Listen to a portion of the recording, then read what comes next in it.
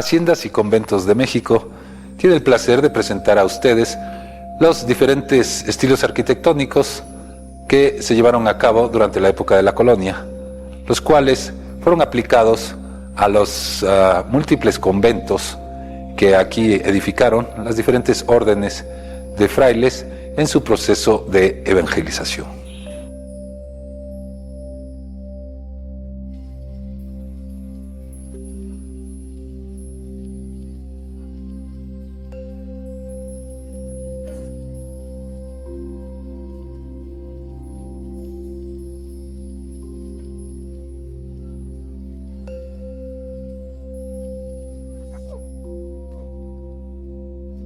Haciendas y Conventos de México, documento testimonial del acervo cultural arquitectónico del México colonial.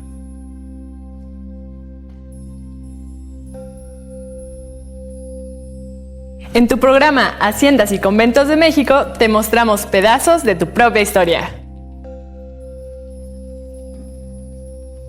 Desde el municipio de Agualulco, en el hermoso estado de San Luis Potosí, Haciendas y Conventos de México les da la más cordial de las bienvenidas.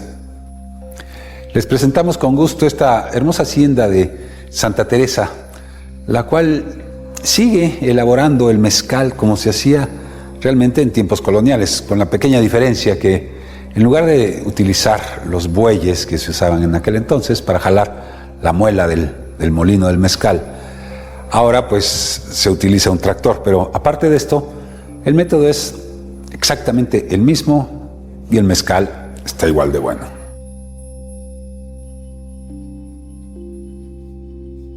La hacienda mezcalera de Santa Teresa se encuentra en el municipio de Agualulco, San Luis Potosí, el cual tiene una colindancia al norte con el municipio de Moctezuma, al este con San Luis Potosí, al sur con el municipio de Mezquitic de Carmona y al oeste con el estado de Zacatecas.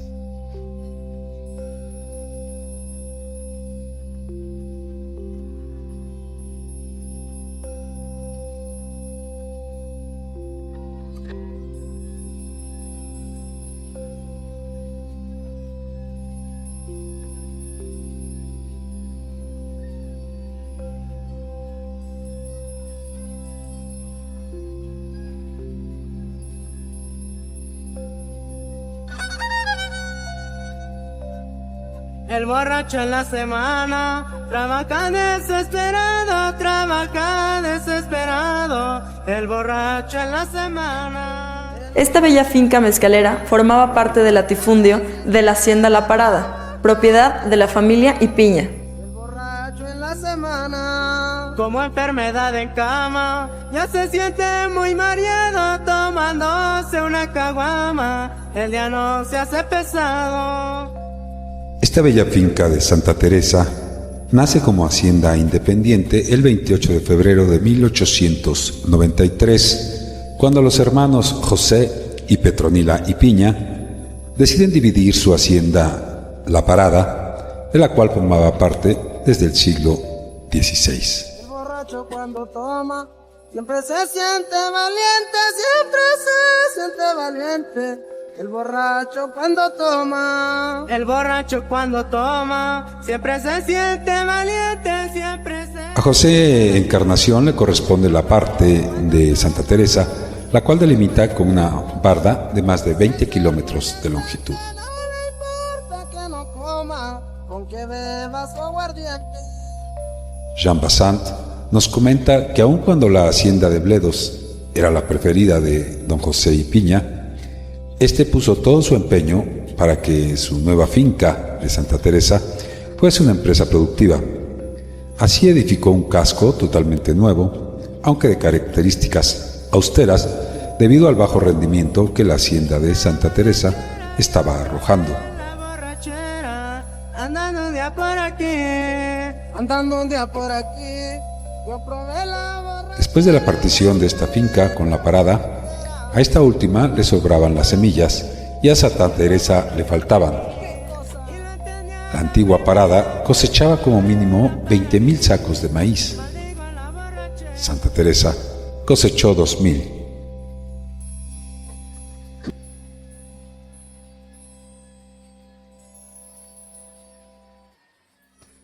Sin embargo, en su territorio crecían miles de plantas de maguey silvestre, llamado cimarrón, razón por la cual esta finca se especializó en la destilación del mezcal.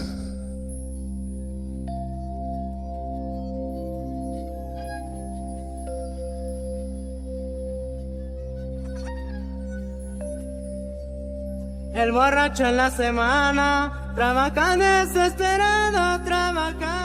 Después de 5 a 7 años de crecimiento, el maguey se castra o se capa, es decir, se le corta el cogollo central, del cual brotaría la flor o quiote, que se comía asada, y hasta la fecha es muy popular en San Luis. Ya se siente muy mareado tomándose una caguama, el día no se hace pesado. Posteriormente, al cabo de varios meses, el maguey castrado engorda, y este es el momento para despencarlo y sacar la parte central llamada piña, la cual es transportada en burro hasta la carreta que la traerá a los hornos. Para esta tarea, esta hacienda ocupaba decenas de bestias, y las distancias de acarreo eran bastante grandes, dado que los magueyes eran silvestres. Para acelerar este proceso, la resiembra de los magueyes se hizo en lugares menos alejados, y así es como se originaron las plantaciones de magueyes mezcaleras de esta hacienda de Santa Teresa, ubicada en el hermoso municipio de Ahualulco, dentro del estado de San Luis Potosí.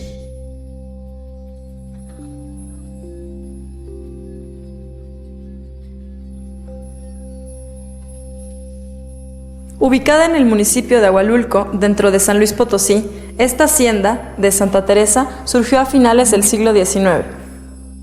Andando un día por aquí, yo probé la borrachera, yo probé la borrachera. Andando un día por aquí, andando un día por aquí, yo probé la borrachera, yo probé la borrachera. Andando un día por aquí. Y algo bueno yo aprendí. ¿Qué cosa? Y lo entendí a la primera, que esto no era para mí. Maldigo la borrachera.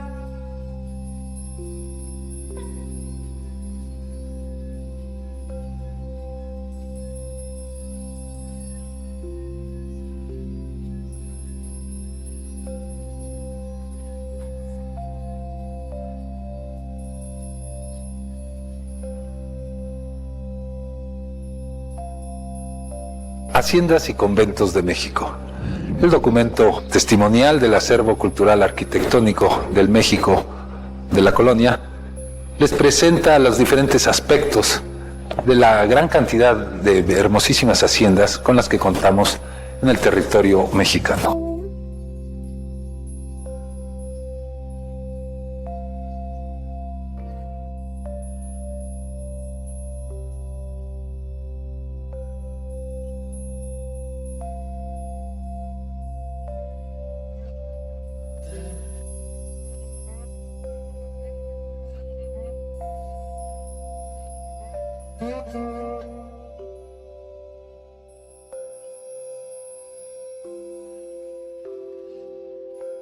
A principios del siglo XX, esta hacienda mezcalera de Santa Teresa producía 45,000 litros de mezcal al mes.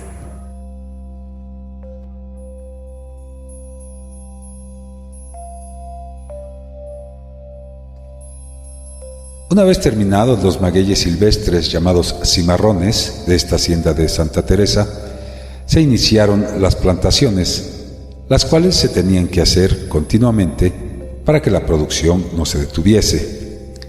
Este procedimiento requería de conocimiento especial, para lo cual don José Y. Piña, propietario de esta finca mezcalera, formuló un manual llamado Reglas para el cultivo del maguey, el cual versaba del trasplante, poda y castración del agave mezcalero.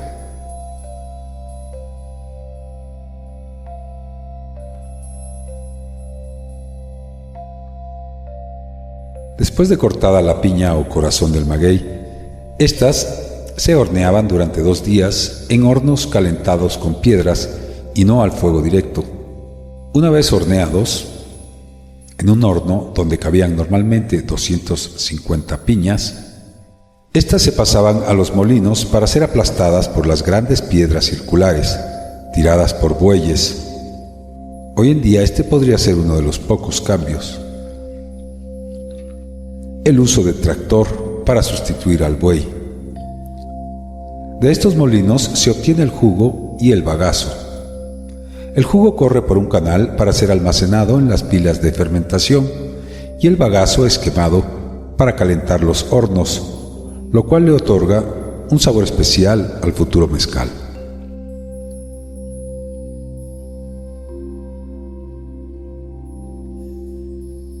Finalmente, después de fermentado el jugo del maguey, se destila en alambiques de cobre y posteriormente una pequeña parte se añeja en barriles o en barricas y el resto se metía en botijas de piel de cabra u odres que contenían aproximadamente 25 litros cada una.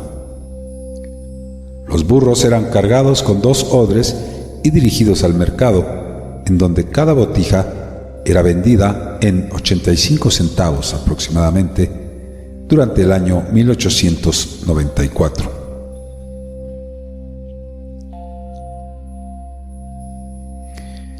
En este año, la hacienda de Santa Teresa contaba con sus propios expendios mezcaleros.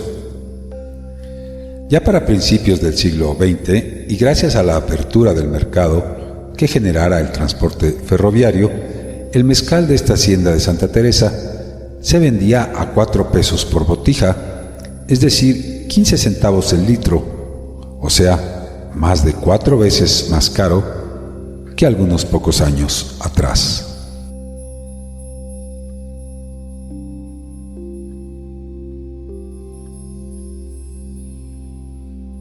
Durante el Porfiriato, esta hacienda mezcalera de Santa Teresa trasplantaba más de 500,000 de magueyes al año.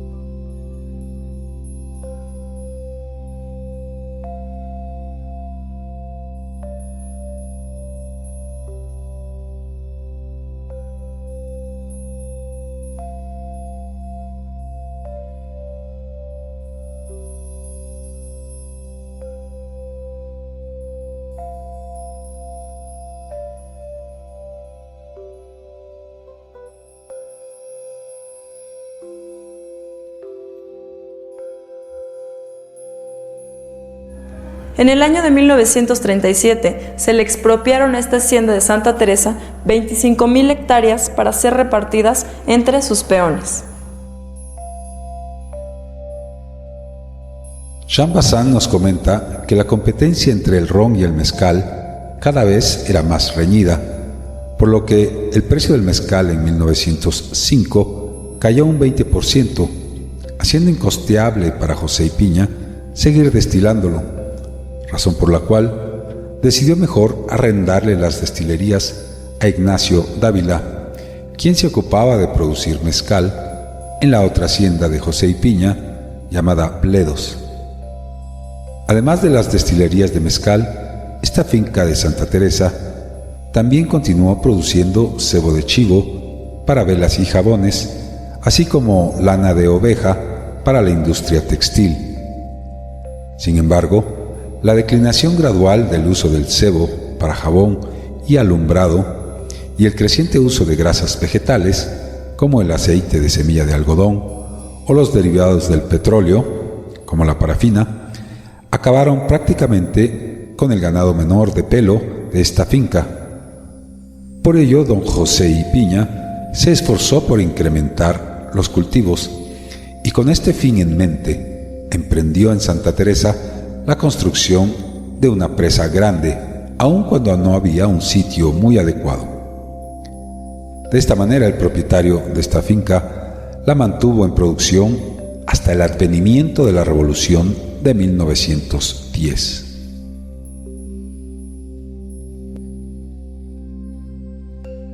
José Encarnación Ipiña, propietario de esta hacienda de Santa Teresa, poseía además las fincas de Bledos, Huascamá, la hacienda Ixtlera de Montebello, la de Pozo del Carmen, con 25.000 hectáreas, y la finca de Bocas. Durante la permanencia del gobierno de la República nómada, entre comillas, en San Luis, don José Ipiña, propietario de esta finca, costeó de su propio peculio los gastos personales del presidente de la República, don Benito Juárez, y de su familia en su hacienda de Bledos. Sostenía además 2 escuelas, una para varones y otra para mujeres. José Encarnación Ipiña murió en su hacienda de Bledos el 10 de enero de 1913, 91 años después de que su abuelo iniciara este latifundio en el estado de San Luis Potosí. En la primavera de 1914, al aproximarse las fuerzas carrancistas a esta región, la familia Ipiña dejó la administración general de sus haciendas a Mariano Jara, quien a su vez se la cedió a su yerno y se fue a vivir a San Luis. Los hermanos Ipiña se fueron a radicar a la Ciudad de México. En julio de 1914, las fuerzas revolucionarias entraron a San Luis. Las nuevas autoridades impusieron a la Casa Ipiña un préstamo forzoso de 50,000 pesos oro. Se ignora si esta cantidad fue pagada.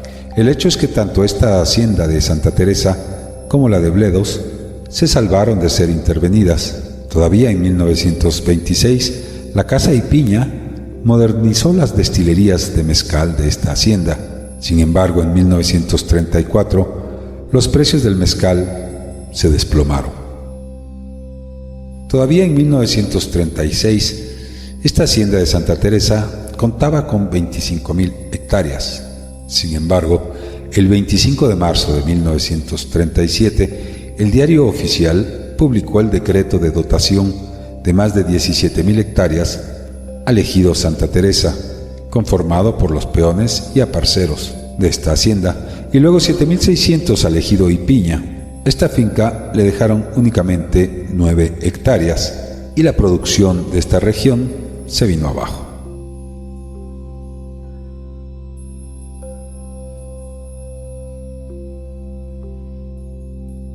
Desde el hermoso municipio de Ahualulco, aquí en el igualmente bello estado de San Luis Potosí, Haciendas y Conventos de México se despide de ustedes después de haberles mostrado cómo persisten las técnicas coloniales en algunas partes de nuestro país.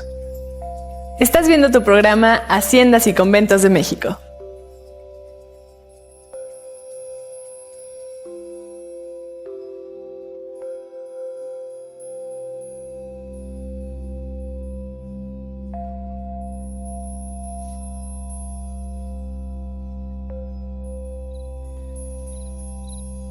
Puebla constituía una comunidad numerosa y organizada, de manera que estas primeras empresas de los acaparadores de tierras no dejaban de provocar resistencia de parte de sus vecinos, en su mayoría modestos labradores. En nombre de los poblanos, el alguacil se había quejado ante el rey de que Diego de Ordaz, Pedro de Meneses y Antonio de Almaguer, los 3 grandes encomenderos, habían reunido buena cantidad de tierras otorgadas a los vecinos como huertas para campos de trigo y pretendían plantar ahí caña de azúcar para los ingenios, lo cual privaría de harina a la Nueva España y a las islas.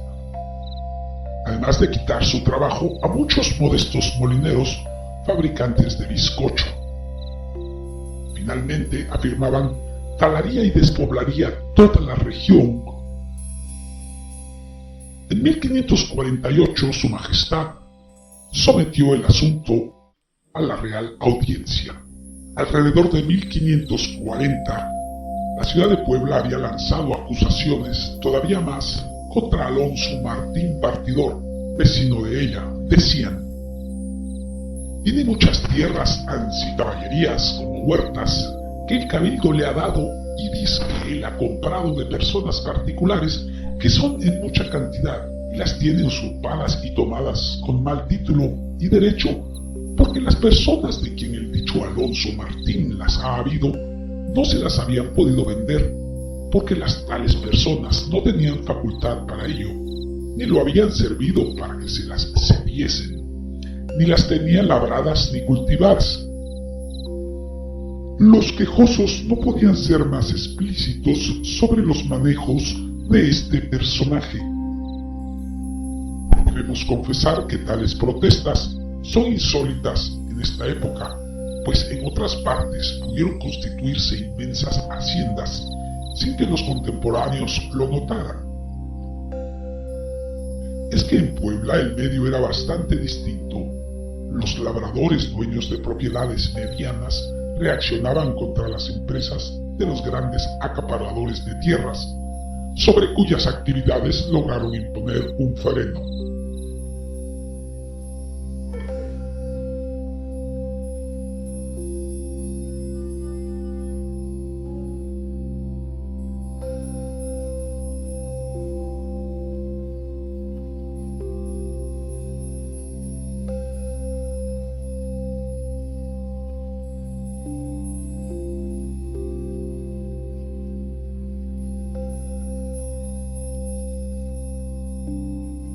Haciendas y Conventos de México, documento testimonial del acervo cultural arquitectónico del México colonial.